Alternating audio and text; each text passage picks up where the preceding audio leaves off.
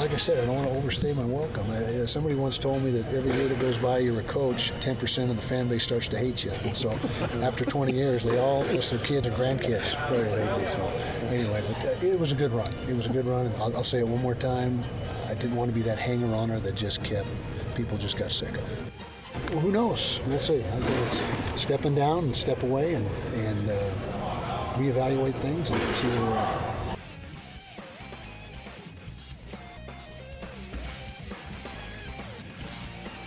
Welcome back, everybody. Alex, Kirry, Lloyd, Cole. Welcome on into the KSL Sports Zone. Oh, we've been live for going on almost 4 hours here, Lloyd. And we started about, 11:30, I think it was. Yep. Yeah, and we've been here as quick as we could. We've been waiting on some official word. It's been basically rolled out by every news source now across the board. We're all in agreement that not only is Kyle Whittingham agreeing to become the 22nd head coach at the University of Michigan, but a 5-year deal is likely in place, and we'll, of course, wait for that official number and official word and all those things that come down. We were hoping that maybe there'd be something in the last few minutes here because of that 5 p.m. news dump that so many sports programs like to take advantage of. But here we are. No, they don't do that. What are you talking about? Come on. That's not such a thing. Now that we look back and hearing all the rumors that and the reports that this is a done deal, boy, how foolish were we during that press conference to not read more into all of the things that now make so much more sense. Kyle Whittingham, number one, not doing a press conference. That should be an indicator.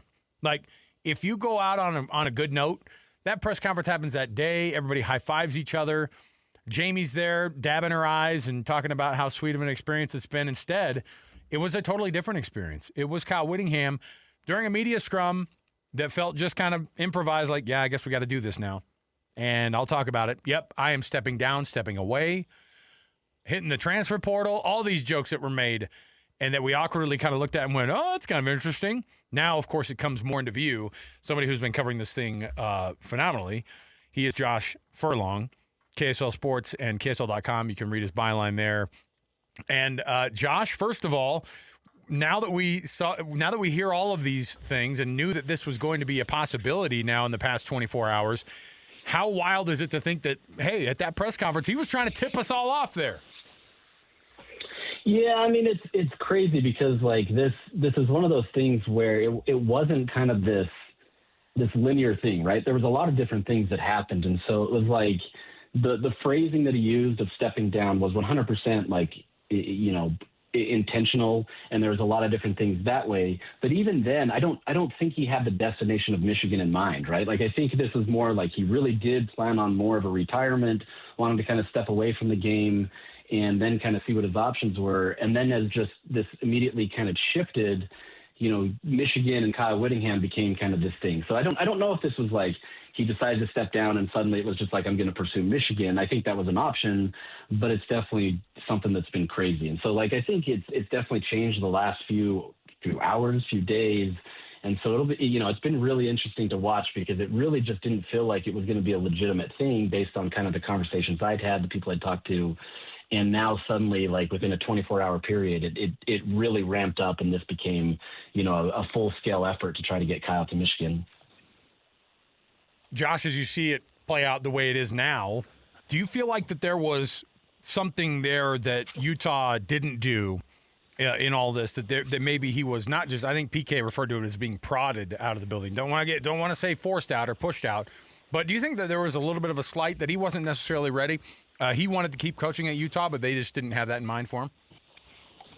Yeah, I mean, he definitely wanted to keep coaching, right? I think there was a feeling where, in this day and age where he expected the transfer portal to kind of change and not really be the same of him kind of attaching himself to the program as much just because it becomes much more transactional, that absolutely changed because it really wasn't. It became, you have some transactions and you get new players, but there was a lot more buy-in from the transfer portal than he expected. And so you kind of attach yourself to the love of the game even more, where it's just like, look, I've got Devin Dampier, I've got Bird Ficklin. I can see a path forward where, we finished 10-2 this year, but we can move forward and actually do more.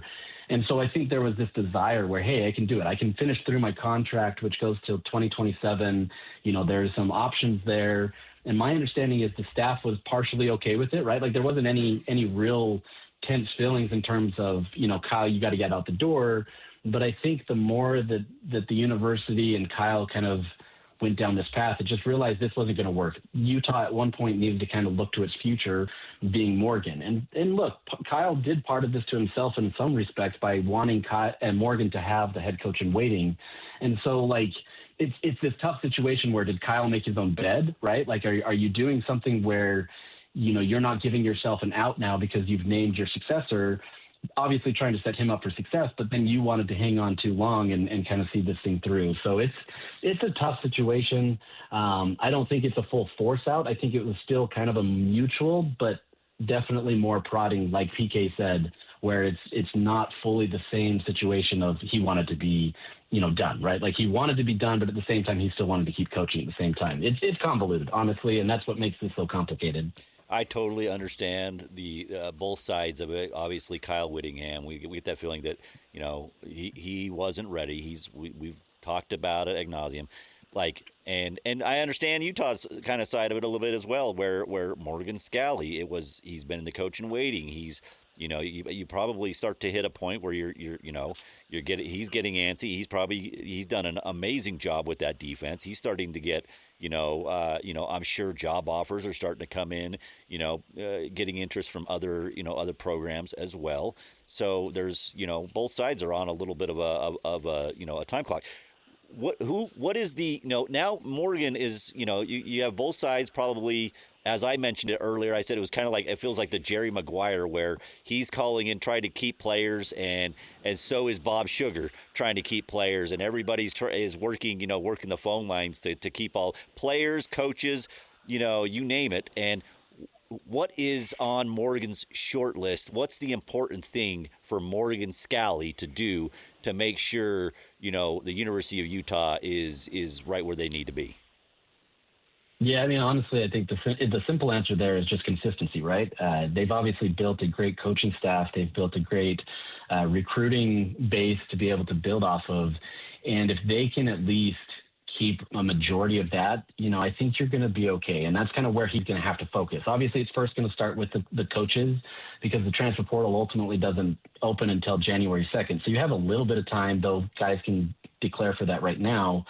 But you've got to be able to make sure you've got the coaching staff there. And my understanding, too, is that Kyle's probably not going to be coaching this game in Las Vegas. And so now suddenly Morgan becomes the head coach immediately of the bowl game. And so does he name his defensive coordinator? Does he push to keep Jason Beck to be his offensive coordinator? I know Jason Beck has been rumored to go with Kyle, but I wonder if it's moving a little bit quicker to make sure that you can get some consistency there, kind of bring some stability.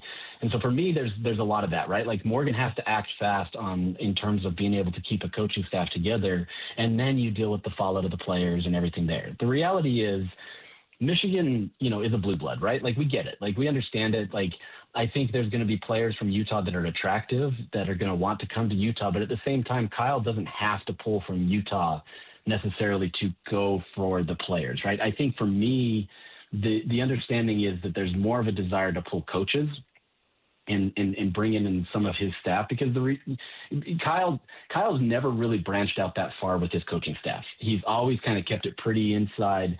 He's never built up this huge connection of people around the country that he wants to go to. Morgan has done a much better job of trying to be able to get involved that way. Kyle's kind of stayed pretty insulated and done it. So he's going to look at BYU. He's going to look at Utah for his coaching staffs. And so for me, the two schools here, they're going to have to play a game of fighting off, Jay Hill. They're going to have to fight off Jason Beck. There's going to be some other position coaches that you're going to have to fight off. And then you deal with the fallout after that. But that, to me, remains job one for Morgan Scally. It's now going to be the job for Kalani Sitake and BYU. It's going to be a tough situation. And I think that's the real ramifications that are going to have the biggest impact as of right now. We talked about the BYU effect and how that would the possibility of Jay Hill leaving and going to be the DC for Kyle at Michigan. And, we've put ourselves down that road pretty quickly because, reports are saying that, but they've obviously got to figure out the coaching staff first the head coach, and then after that. But the reality is that Jay Hill and Kyle Whittingham are tied together so much and have been so much of their career.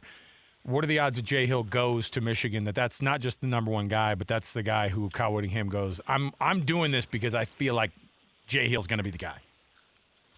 Yeah. I mean, honestly, this isn't just one of those things where it's like, oh, he knows Jay Hill, and obviously they have a connection. I mean, this is more deeply rooted in obviously their connection, but I think also the Kalani Sitake deal, right? Like, you look at this where when he spurned Penn State and decided to stay at BYU, they locked him in for a long time, and I think there was many that believed that Jay Hill was going to kind of be the heir apparent there as well.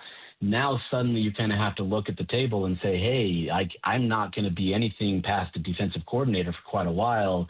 Obviously, it's a lateral move to some extent. Obviously, it's an upgrade because you're going to a blue blood, but you're moving now into a situation where maybe there's a better path. Now you look at Jay Hill as the guy that now can orchestrate what many would feel is a Big Ten defense. You pair that with Kyle Whittingham, where they already know things. Now you get even better recruits than you've had at BYU or at Utah. You now have a path where potentially Kyle's not going to stay at Michigan forever, right? He's either going to retire or, this fizzles out and it's not a great thing. Maybe this becomes an opportunity where Jay Hill steps in, and now you've instantly increased your trajectory as a coach if it goes well, and now you could potentially take over at Michigan. You've got potential other jobs available to you because you've done it there. To me, this feels like a major – like, more so than even Jason Beck, Jay Hill feels like the guy that you're going to circle as number one, right? Because this just has that more of a connection, and it seems like it can work even 10 with Jay Hill. How much pressure is now on Morgan Scalley, Josh? The thing is, like, the way things have set up, the way that, the optics of this whole thing with Kyle Whittingham looking at whether he was pushed out or prodded, however you want to put it, doesn't really matter. But the pressure now is because if Utah goes and lays an egg next year, all of a sudden it's like, well, we had Kyle Whittingham right there, and he wanted to stay. He wanted to coach, and all of a sudden we're back to 5-7 or worse. And that's not to say that's what's going to happen, but it feels like that pressure is going to be. Not that it's not a pressure job anyways, coaching college football, but it feels like that's going to be ramped up to like a 10. Yeah, I mean, there was always going to be pressure with him being the head coach in waiting and taking over for a legend like Kyle Whittingham. And I think that's still going to remain and maybe amp up even more. But to me, I think the biggest pressure is now on the Utah administration, because now if this doesn't work, whether it's nudged, prodded, forced out, whatever adjective we want to call, you now essentially got rid of a head coach that was a very successful coach for one that you still ultimately don't know. Now, at the end of the day, Morgan Scalley has been doing a ton of the planning. He's been involved in a lot of these things for a long time, right? Like, there really was a belief that Kyle was retiring because he had turned over a lot of the stuff to Morgan Scalley. And so I don't know that there's going to be this huge wholesale change, barring he has to, bring in a whole new staff and players and that kind of stuff. But I think the pressure's still there for him. But I honestly think this comes down to more of the administration, because you do have to say, we made the right decision. We looked to the future. It paid out. Great. Michigan got another great quality head coach. And if he's committed to coaching for 5 years, so be it. But you kind of have to pair it that way. If it doesn't work, this blows up in Mark Harlan's face. And now what do you do, right? Like, you just shoved out a legend and you didn't know what you were going to get. It's tough optics to be able to manage. And I don't know that falls more on Morgan than it does on the administration. Yeah, it's a great point. Spot on. Yeah. And on top of it, like, it just brings more focus to the fact that you may have botched it because he takes the job. And then he goes, so that he takes that job, it becomes even more like, hey, there may have been some meat on that bone. You talk about whether or not you have the right coach or not, or the best coach. I know that it was awkward. I mean, how many years? I can't tell you how many times I played in these charity golf events, and Morgan would be there and Coach Witt would be there, and they would talk about the coaches, and he'd be like, yeah, blah, blah, blah, as the head coach, and then this guy's going to be taking over for me pretty soon here. And, like, it's been like that for years, Josh. We've watched them do this back and forth dance where they've been, kind of halfway promising it, and then it was official, and then it wasn't official anymore, and then they put it back in the contract. Everybody at some point goes, yeah, you do have to rip that Band-Aid off. The problem is when you see him go straight to not just a big program, like the winningest program in the history of college football, the most wins ever in college football, Michigan, and he goes there and then takes a bunch of people there with you. Who are some people that you're looking at and you go, I'd be worried that person would go from the staff too, not just the Jason Beck move, but also maybe some others that could be in there? Yeah, the biggest one for me is probably Jim Harding, so the Utah's offensive line coach. Right. He's got a big connection to Michigan. If I'm not mistaken, his wife is from Michigan, and so that could bring you back home. I know they've built a great home here in Utah, and they love it here. But if you get an opportunity to go home and, this is an opportunity where you can recruit at a high level, especially on an offensive line where that's kind of treated as kind of the creme de la creme, that's a great opportunity. I do know, though, that Michigan does have a really solid alum that is coaching there, and so maybe there's the potential that he doesn't get there. I've had some off the record conversations that may lead to him potentially staying versus going. So, there's things happening, I'll say. But at the same time, he's a guy that you look at that if you lose him, where do some of these recruits go, especially Kelvin Obot, Utah's first 5-star recruit? Does he follow? I don't know if that's the case, but, Jim is probably the number one. There's potential that you could lose Lewis Powell. They've had a great connection. I do believe that Utah is going to be pretty set in their defense. A lot of them, obviously have worked with Morgan. They love Morgan. So I don't know if that's a big area where Utah is going to look or Kyle would look. But I think, it ultimately comes down to Jason Beck. It's going to come down to Jim Harding and maybe somebody else. But I think, look, if you lose them, I don't want to say it's the end of the world. It obviously would suck. Yep. It wouldn't be a great situation, but I don't know if it's the end of the world. You can find guys, they've built people up. Isaac Asiata could, in theory, take over as an offensive line coach. There's options. It would just be a much bigger hurdle for Morgan to step up to in his first season. So there's that. Obviously, there's other guys at BYU that are going to have an impact there as well. But, I'm not as connected there to understand some of those things. But I think it would still be a situation where he's going to look at both of these programs and he's going to try to pull the best people that he knows and try to get them in with him. Josh Furlong, you can read his byline at KSLSports.com, and you read him over at KSL.com. And Josh does a phenomenal job covering the Utes. Has done it for a lot of years. Now what, from the standpoint just like of this next week as they head to Vegas for the Vegas Bowl? The reports are that Kyle's going to be going down there to talk to the team about it and then likely heading out of town to join Michigan down in Orlando for their Citrus Bowl appearance. What have you heard of that? And how does this impact like the immediate, like how this team performs in this bowl game? Good news is Nebraska's more of a messy buddy on the planet. So in the end, it might not necessarily matter from the end of the game standpoint, but what are you hearing about how they're going to handle this thing with the coaching at the Vegas Bowl? Yeah, I think it plays out exactly like you said. I think Michigan wants Kyle to be at the bowl game, their bowl game, wants them to be acclimated to the program, gets there. So it's in all likelihood that Kyle has coached his last game as a member of the Utah program. And so you will have, Morgan Skelly taking over officially as head coach. That wasn't supposed to happen until the new year, but it looks like this will be his first full game. So to me, this feels kind of, I don't know if loyalty is the right word, but I think this could be a situation where maybe there are some players that were more loyal to Kyle, and maybe that puts them in more of a funk going into this game. But I do believe that a majority of the players and the coaching staff have all rallied around Morgan. This is the guy that they love. They knew that this was going to happen.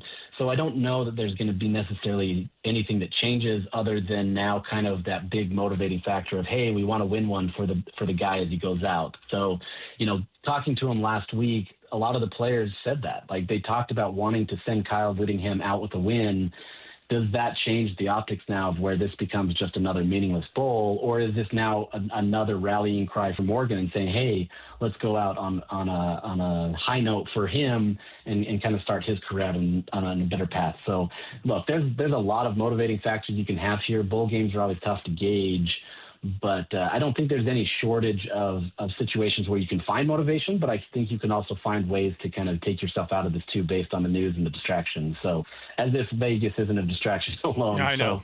So, look, it's gonna be fun. It's gonna be entertaining. Instead of seeing Kyle out the last time, you maybe get your first opportunity at Morgan. So, it's still a great opportunity for the fans that are traveling. It's just gonna be a different one.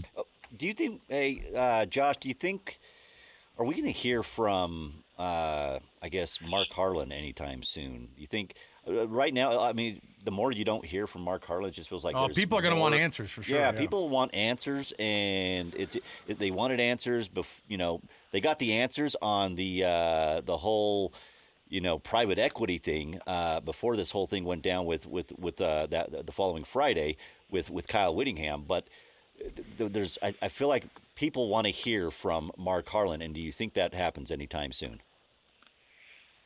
Yeah, I don't. I mean, just kind of the conversations that I've had with different people. I don't think Utah likes to stick its neck out there in these types of things. They like to just let it run its course.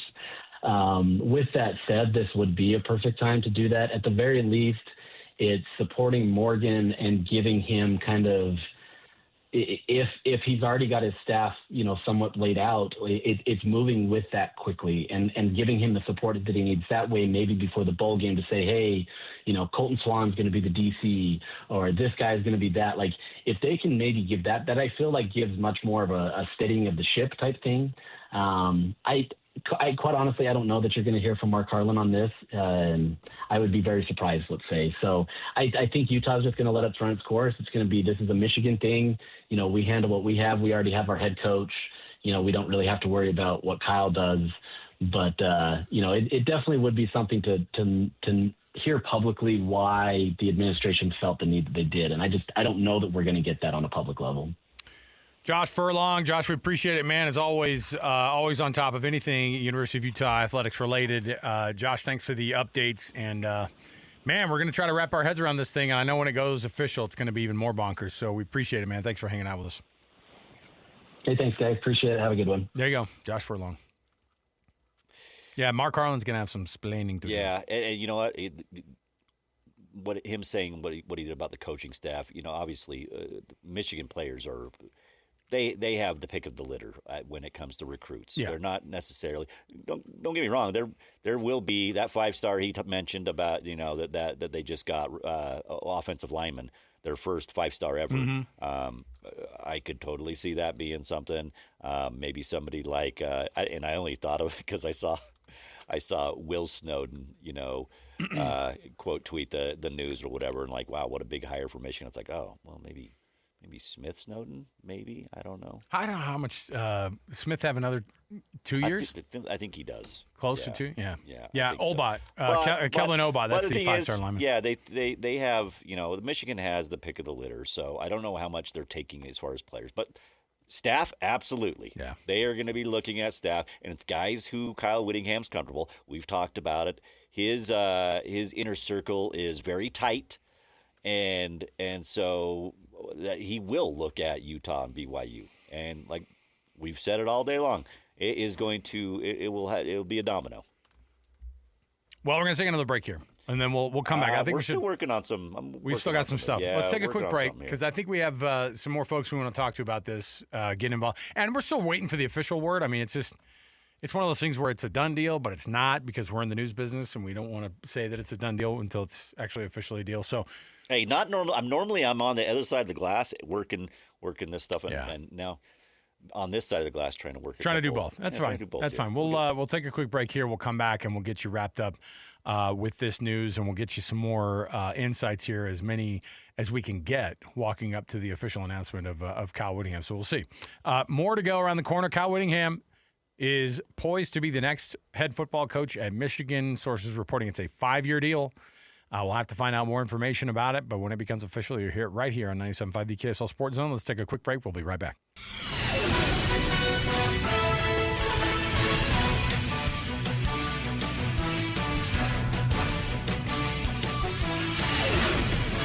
Well, like I said, I don't want to overstay my welcome.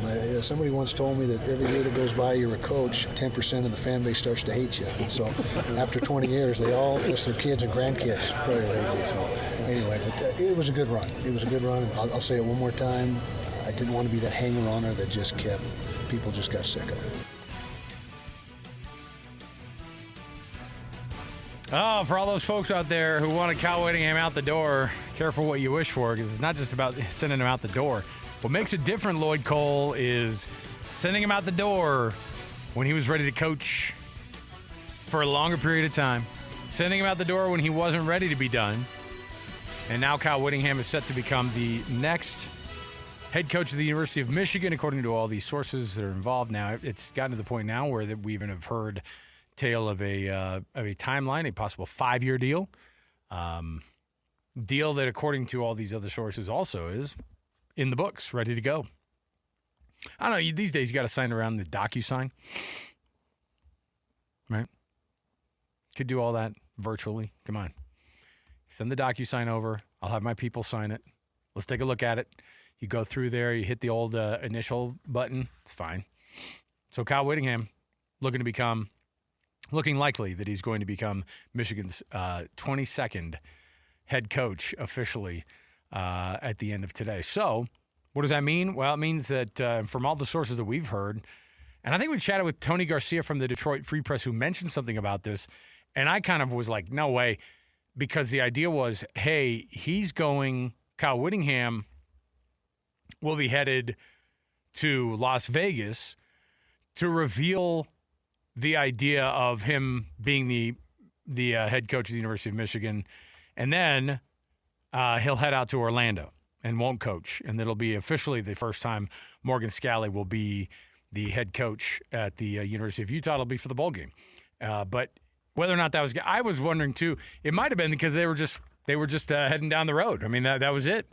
They're flying out to Vegas, or they're already in Vegas, and he was going to address the team and then fly out to Orlando. So that's the kind of timeline I think that people are looking at. And maybe they're waiting for him to have that discussion with the team, and then they'll make it official. I doubt it, just because these days, once the news gets leaked to the level that it has been, then I think a lot of these programs just go, hey, look, let's rip the Band-Aid off here, get the press release ready. And if you're Michigan, you can't wait to send that press release out about something non-scandal related. In fact, it's the exact opposite. You've got a guy who comes with no scandals in Kyle Whittingham. You got a guy who comes along, as somebody pointed out earlier in the day, hey, I just checked Kyle Whittingham's Instagram. He only follows his wife and daughters and hasn't posted in 10 years. I think we're good. I think that's phenomenal. It's a great way to look at it. That might be the reverse way of doing the investigatory work on a background. You're like, I want to see no posts from you in the back. I want to see zero interaction with fans. I don't want you. You haven't posted in 10 years. Perfect. You're perfect. You're hired. Jamie is your number one follow on Instagram. Perfect. We don't have to worry about you. And I think that that's a huge part of it. We chatted with Tony Garcia earlier from the Detroit Free Press, and he goes, that's so much of this deal is that they just have to get in the clear on how they look with this whole thing. Joining us on the program right now, Frank Dolce, live with us. Nice to join us, Frank, on short notice. Quite a day here, as it's now almost official that Kyle Whittingham is going to be the next head coach of Michigan football. What do they get with Kyle Whittingham? Well, they get someone who understands how to build a football program based on foundational principles, based on what I think Big Ten football is all about, in terms of blue-collar kind of work ethic, win at the line of scrimmage, run the football, play devastating defensive football, and without, like you guys were talking about, without any of the nonsense. I mean, he's completely 100% focused on football, on his players, on creating an atmosphere for success, and nothing else. Frank, obviously we've discussed it, since 11:30 we've been on kind of talking about this is that press conference, and I know, the press conference seemed a little odd to you, the whole stepping down, is he retiring? It had a feel of, obviously speculating of, was he pushed? Was he, nudged? Whatever. Everybody has a different. Talking about transfer portals. And now he's talking transfer portals. He's a free agent, and how everything went, kind of went down. What is this? The way it's all gone down. What does this mean for, I guess, for Kyle Whittingham's legacy with the University of Utah? I mean, because. I mean, if he goes and he does, and if Utah is fine and they go, they're winning and it's not a problem, then it's, Utah fans I think are fine. But as soon as they have a bad season, which who knows, it could be this season. You never know what it's going to be like. And all of a sudden it's like, well, we had Kyle Whittingham just right there. So what does this mean for Kyle Whittingham's legacy with the University of Utah? It means zero. I mean, his legacy with the University of Utah is on such solid foundation. I mean, it would take a scandal unlike you've heard any other to damage his reputation at Utah. Drive around Salt Lake City, drive up and down I-15, and there are billboards saying, "Thank you, Coach Whittingham. Thank you, Coach Whittingham." Nope, that never happens to any coach. I thought you were going to bring up the Kyle Whittingham, "Give me your kidney." Billboards. That one too. Yeah. No, I mean, there's nothing surrounding him except for adoration from the city, from the university, from the program. Look, I don't know what happened on the inside and why he decided to retire at this time. It never felt right to me. Like the person who I know is Coach Whittingham and his competitiveness and his desire to be in the game, and him stepping away didn't ever really sit right. But he just left the university at the right time. And not only did he leave the university at the right time, he left the university on very solid footing in terms of a football program. Great coaching staff in place. We'll see what happens there. I mean, there might be a few pieces moved around here and there. A guy in Morgan Scally who has learned under the best for his entire career. If there's a guy who hasn't been a head coach as prepared as Morgan Scally to take over, I don't know who it is. I can't think of anyone who's been better prepared under the scenario with Coach Whittingham at the helm. And so his legacy at the University of Utah has been forged over the last 21 years or so. And it goes, him taking the next step in his career leaves his legacy undamaged at the University of Utah. Frank, what is Morgan Scally now going to go through as he may get a part of his coaching staff maybe picked apart a little bit? The Jason Beck piece, people are already talking about that could be, that he'd be Witt's guy at Michigan before he would, if he got that opportunity. And it's not crazy to think. It's not like he's been here less than 365 days. So yeah. in that case, if those pieces do move, how much of a challenge is Morgan Scally going to have right out of the gate, having to find not just a guy to replace him at the DC spot, but the OC as well? I think the DC spot is there. There's probably a little higher comfort level there because, Coach, it started before Coach Whittingham a little bit, but Coach Whittingham is the architect of that defense, and whoever has coached underneath him has worked under that same system, maybe tweaking things here and there a little bit. Times have changed. I mean, and defense has evolved a little bit, but the basics are the same, and that's ingrained in the program. So the next piece in the puzzle, Morgan Scally isn't leaving. So I think there's a high level of comfort on what's going to happen on the defensive side. And even if you bring along a guy that doesn't have as much experience running a defense, the guy is there. I mean, Morgan Scally is there. So I think there's a high comfort level in being able to find the right person for the defensive side. And, that's just my assumption. We saw Coach Sitake struggle with that his first few years, and he's a guy that ran the defense for Kyle Whittingham. So it's not that it's like, it's not that it's going to be all roses, but I think there's a comfort level on the defensive side. Offensively, there's two guys in the state that I would look at if I were Kyle Whittingham moving on offensively, defensively. And they're names everybody's talking about. It's Jason Beck and it's Jay Hill. I mean, those are the two guys that I would take from the state to go with them to Michigan. So if you're talking on the offensive side for Morgan Scally, you know what? You just get thrown into the fire. And this is the first big test for Morgan Scally, finding the guy that can keep the continuity going on the offensive side. Because what we saw out of this offensive football team for 90% of the season was incredible productivity, the ability to score, and the ability to make up when the defense was struggling a little bit. That just that hasn't necessarily been the hallmark of Utah football, and they got it this year. And so it's finding the right guy to maintain that continuity. There's a lot of good offensive football coaches out there. The University of Utah is at a level where when you say, if Morgan Scalley said, hey, offensive coordinator position open, I mean, he's going to have a wealth of talent to choose from. And it's just finding that right piece on the offensive side. I think there'll be plenty of opportunity to find the right guy. Frank, how quickly does Michigan become immediately able to not just compete, but to do the two big ones, which is beat Ohio State and then get back to that national championship game? I mean, those are dreams for Kyle Whittingham, right? I mean, this is a guy who got to two Rose Bowls, and I know it irked him that he didn't win those two games, despite the fact that he was a championship level coach. I mean, having designs on a national championship, I don't know if there's a better place to be able to do it.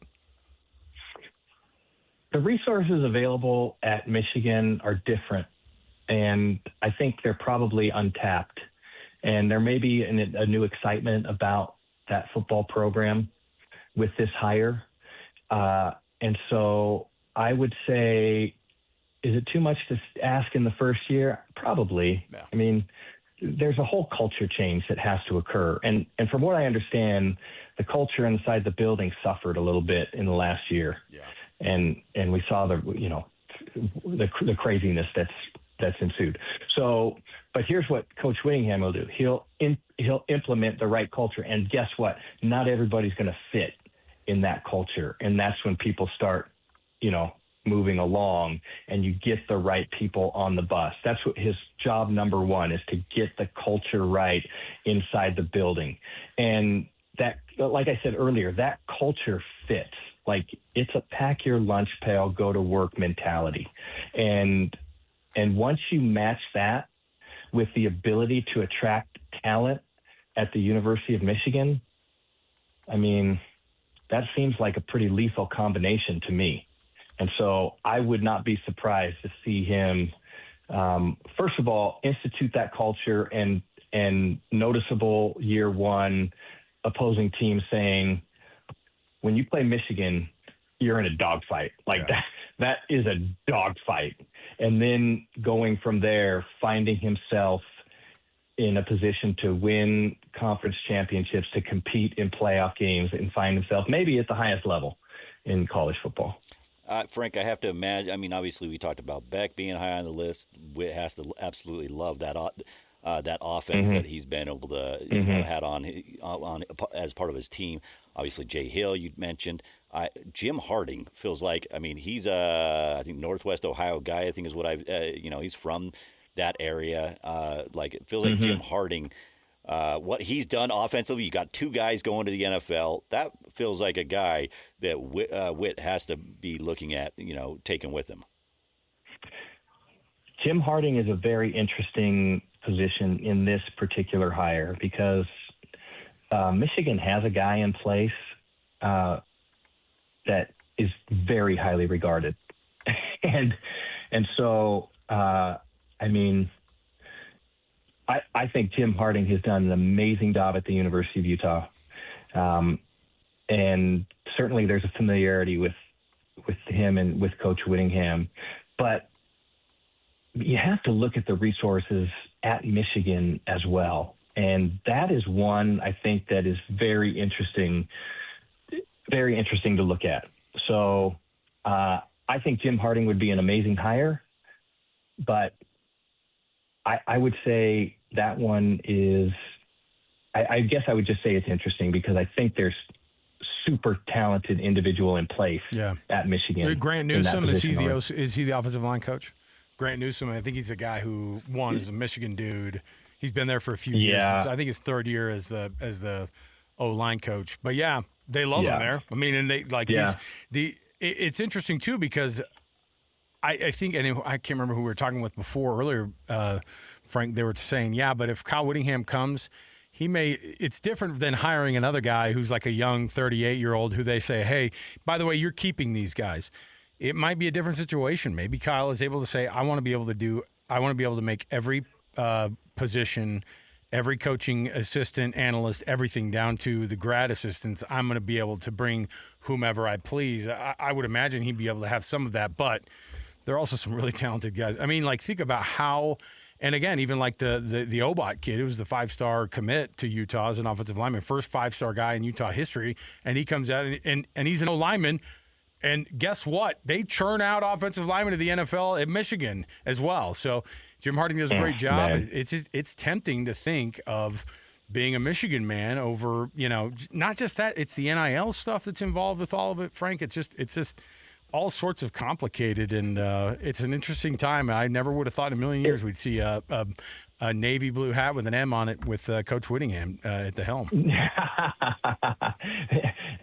That's the truth. But the landscape of college football has changed, like you said. It's not. I mean, it's college football, but it's not. It's really interesting how it's unfolding. And I mean, let's look at what Texas Tech did this year. I mean, Texas Tech with a $30 million roster finds themselves in the playoffs when a year ago no one would have thought this team was headed to the playoffs. So resources now are much more significant. Resources have always been significant, but much more so in this NIL day and age. And the resources available at Michigan are going to give opportunities to surround yourself with talent.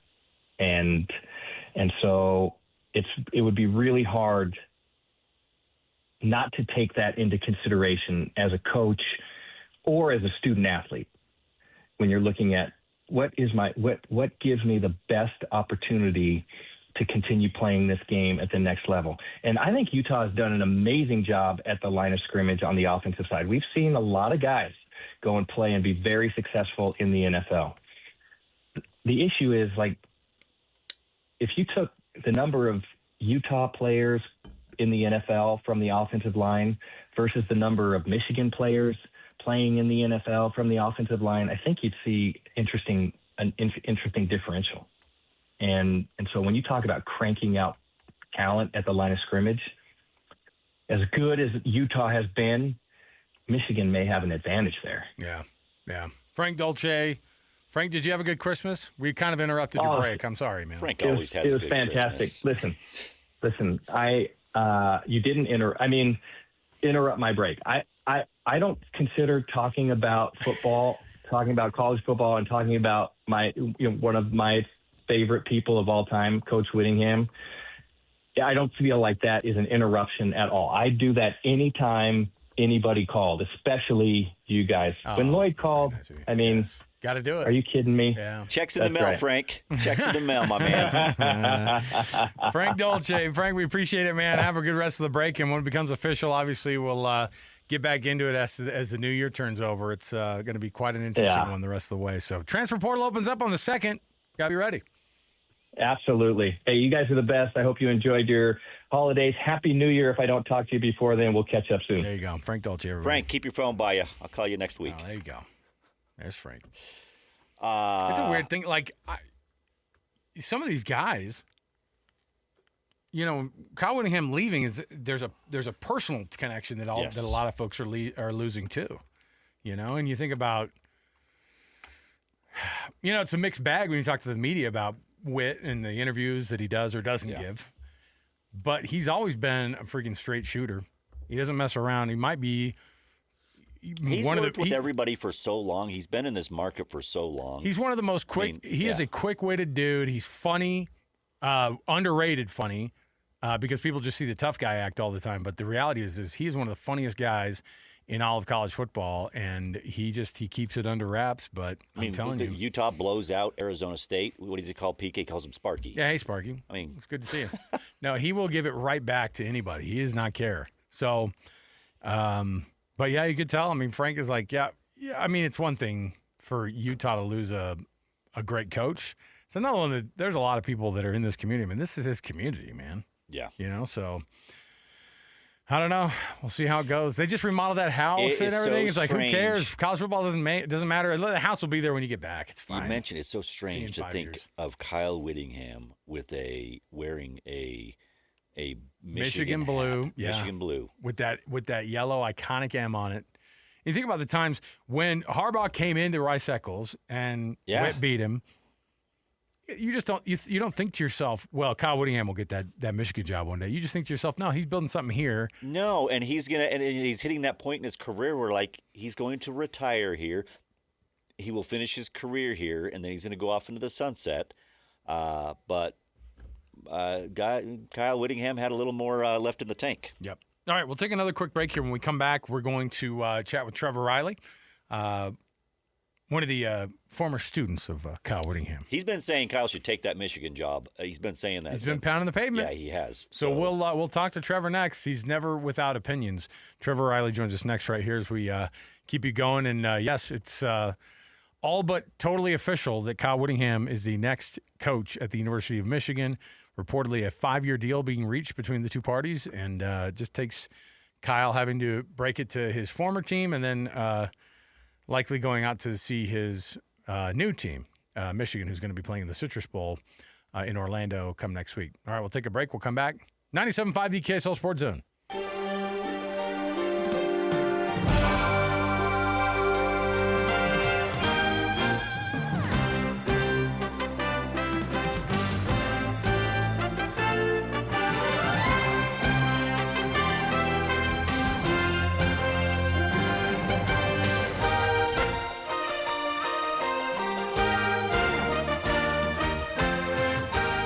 Well, the program's in a good place right now. As I've said many times, after last season, just didn't sit right with anybody, particularly me. Came back and fortunately we were able to get the ship righted and everything's on track. The program, like I said, is in a good spot.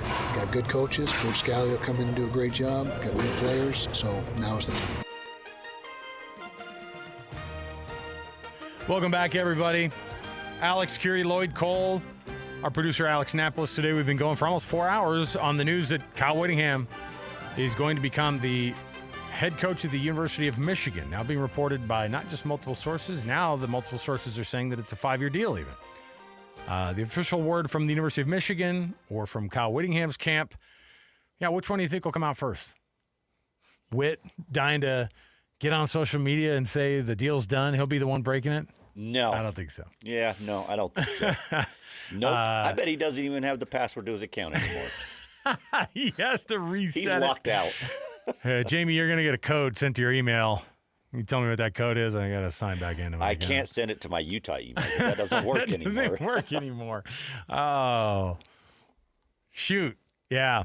It's a weird time to do it, but, Kyle, the coaching carousel has its own timeline in college football, and Kyle Whittingham finding a gig at the University of Michigan after stepping down a couple of weeks ago. Not a total shock to us. I will say that I had multiple conversations going into the break of, yeah, I know that ship sailed. They're going to find somebody else. And I kept looking hearing at people say, I kept looking at Biff Poggi. I was like, this guy's not the guy. He's sleeveless in Ann Arbor. That's not happening, dude. Like, they're not going to allow this guy who is basically part of the staff. He looks like he'd be a problem too. Like, there's just no way. It's wild. I know Kyle Whittingham has some gas in the tank. I did not think that, wanting to go deal with that Michigan headache would I didn't have that on my bingo card. I just didn't. And everybody said, "Oh, Kyle Whittingham, yeah, he would be absolutely great for the job." Absolutely, is he the perfect man for that job? The things that shocked me during all of this was, one, that the Detroit Free Press guy, Tony Garcia, said, yeah, his camp reached out to Ann Arbor after the stepping down. Yeah. It's like, hey, I'm stepping down today, but why don't you call my people? Why don't you call somebody? Because and tell them I'm available. Why not? And let's have that conversation. They didn't get Kenny Dillingham. They didn't get Kalen DeBoer. And frankly, Oklahoma losing to Alabama might have been the thing that triggered this job opening up for Kyle Whittingham. Maybe Kalen DeBoer would have taken that job. He says he wouldn't have. They had to be hitting a point, by the way, that they really had to be like, okay, we need somebody. And I had, if it's 50 to 60 million, which is what's being reported, for 5 years, Kyle is getting paid. Yeah. And he may have had to have been bought out at the University of Utah, too, just because he had that advisory role that he's probably saying, hey, if you want me to walk away from the advisory role, you got to buy me out of it. And I want you to buy me out of it because I got to find some other jobs here. It's like, isn't it sad to see an old head coach having to go back to work? It's like he's not putting on the Home Depot, bib. He's walking over to the most prestigious job in college football, or at least one of the 4 in all of college football. And imagine that Ryan Day versus Kyle Whittingham back and forth that they got to do at the Rose Bowl back in 22. And I love that matchup. I love the idea of Kyle Whittingham getting there. It's so weird to see his face next to that Michigan logo on TV, though, isn't it? Yeah. It's so weird. Won't get used to it. No, we'll see. I did want to get out to one of the biggest Michigan fans on the planet and let you know what Provo Dave thinks about Kyle Whittingham coming to Michigan because as a Michigan alum, he has a little bit of skin in that game. He might even actually have NIL skin that he's thrown into the game as well. But here's what Dave Portnoy took to social media to say. I think the cuss words are bleeped out, but guess what? This is the kind of guys you get, and he was pretty excited. We are so back, I don't even know what to do about it. Listen, I was a little worried about this Michigan coaching search. Not gonna lie, I was saying, I hope we know what we're doing. I hope these guys in charge, I don't even know who that is, but I hope we have a plan because time is a ticking and I'm getting nervous. You saw Kalen DeBoer, no, I didn't want him. You saw Dillingham, didn't get offered. I was like, oh, I would have loved Dillingham. And then what happens? Kyle Whittingham. Yes, Kyle Whittingham from Utah. 2 decades at Utah. One of the greatest coaches in the history of college football. Listen, Provo Dave knows him well. He built a powerhouse, tough, physical, Michigan type football. I've heard Urban Meyer, he never dreamed this. I heard Urban Meyer whisper in production meetings at Big Noon Kickoff, man, that Whittingham's the best coach I've ever seen. And now he comes to Michigan. This isn't just rebuilding, restarting. This is the beginning of a dynasty. The Michigan ethos, the Michigan man mantra, it's back. This is an upgrade. I never wish ill will on anything. I never want my head coach to be having an affair with his executive assistant and then run into her house with a butter knife and threaten to kill himself in front of her and harm. Nobody wants that. But when you put your bet on a pillow, a Michigan man pillow at night, and you think how this thing shook out, honestly, it couldn't have shook out better. We now have one of the best coaches in the history of college football leading the best program in the history of college football. This thing, I couldn't be happier to welcome Kyle Whittingham to the Michigan Man family. He is an honorary instant Michigan man. And if I'm Ohio State, I'm not worried about the playoffs. I'm worried, will we ever beat this team again? It is great to be a Michigan Wolverine. Say it together. It's great to be a Michigan Wolverine. It's great to be a Michigan Wolverine. I think he's excited. Yeah. You might be excited. Just a little bit. I love the hyperbole, though. The best coach, one of the best coaches in the history of college football, going to the best program in all of college football. You got to love the confidence from Provo Dave. Now, look, you can't deny the fact that Michigan, I mean, on paper, they have the most wins in college football history. And it's one of the few who have 1,000 wins, if not the only team who have 1,000 wins all time. And so it's a legendary program. Massive. It is. And it's the blue blood of blue bloods. If Kyle Whittingham is able to not just do well, but in that first 5 years, I say the first 5 years because 5 years he'll be 71. And a Kyle Whittingham 71 years old is the rest of us at 60. I'm convinced. And you could see them signing him up. He could do a solid 8 years at Michigan by the time it's all said and done. And if the deal is done today, like they're saying, and he has 5 years, you're only extending him for about 3 to be able to get there. So I feel like he's gonna coach in this Michigan Ohio State rivalry, and he's gonna think it's tame compared to the Utah. Oh, you know rivalry. what? I don't know about that. This is the game, dude. This isn't like. This one doesn't have a fun, quirky name to it. This is the game, dude. Yep. So, all right. Lloyd, you have fun? You know what? I had a good time. I don't think you and I have ever done almost 5 hours together. No. This It is was good. it was fun. Yeah. We got to the point where they pretty much it's official. Yeah. We tried to make it as far as we could, and it's like, we got people come on that came on to talk about it. A big thanks to literally everybody on staff. All of our staff, yep. All of our staff. We had Frank Dolce check in. We checked in with a Michigan beat writer. Yeah. All of our insiders from Utah to BYU. Like, it was all hands on deck, and that's why you listen to the KSL Sports Zone, because nobody breaks it down and covers it better than us. Okay. For Lloyd Cole, I'm Alex Kirry. Our producer today, Alex Napolis, nice enough to come in and also do some extra time as well. Big time shout out to Alex Napolis. Hey, how was that sandwich, Alex? How was that ham? delicious. I brought Ham in sandwich. Alex a ham sandwich. Yeah. Listen, Napolis and I have been talking about pozole and tamales, and I'm sure the ham sandwich comes in a distant third, but I'm sure it was good. It's fine. I'm going to go There's down. no You think I'm not tamales, gonna- no pozole, You though. think I'm not going to roll by the KSL fridge downstairs and have myself a gander? Some of that ham in the fridge? I might go make me Freaking another ham right. sandwich. Absolutely. All right. We appreciate you joining us here. You're going to get the biggest breakdowns, of course, right here on the KSL Sports Zone. A College Football Saturday Bowl edition is going to be tomorrow. I'm sure they will be talking a little bit of Kyle Whittingham and Utah. Just a I touch. don't think it'll be just a BYU bowl breakdown. I think you're going to get a little bit of all of it. We're going to get a lot, and we'll get you rolling there. So stay tuned in here. More to go, and you don't want to miss, of course, as we turn the corner on Monday as well. Across the station, you're going to get the full breakdowns, and we'll have a ton to talk about. So for Lloyd and Alex, I'm Alex. We'll see you next time, everybody. 97.5 the KSL Sports Zone.